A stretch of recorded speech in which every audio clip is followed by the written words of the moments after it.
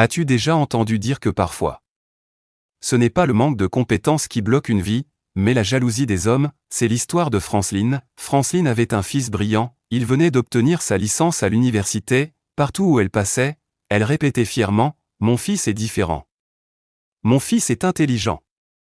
Mon fils a une licence. » Et pourtant, sans le savoir, ces paroles semaient une graine de convoitise et de jalousie. Les années passèrent, son fils, plein d'espérance, frappait aux portes des entreprises, son CV était impeccable. Mais chaque fois, c'était le même refrain, « Désolé, nous ne pouvons pas vous prendre. » Pendant ce temps, ceux qui étaient moins compétents, moins sérieux, trouvaient du travail, lui, rien, la tristesse grandissait, l'espérance s'effaçait.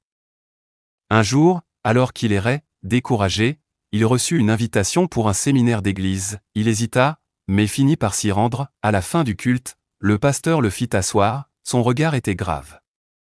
Ces mots, puissants, « Mon fils. Ta réussite est bloquée, et celui qui a bloqué ta réussite est une femme jalouse, pratiquante de magie. Qui t'envie depuis longtemps. » Le jeune homme, surpris, ne comprenait pas, mais le pasteur continua. C'est parce que ta mère parlait trop de toi.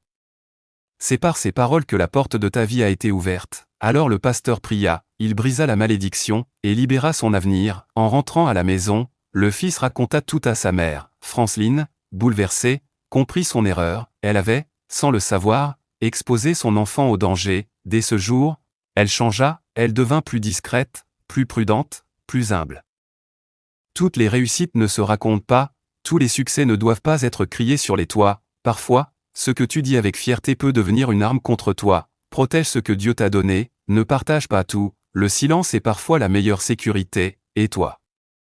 Dis-moi, penses-tu qu'il faut toujours parler de nos réussites, ou parfois les garder secrètes?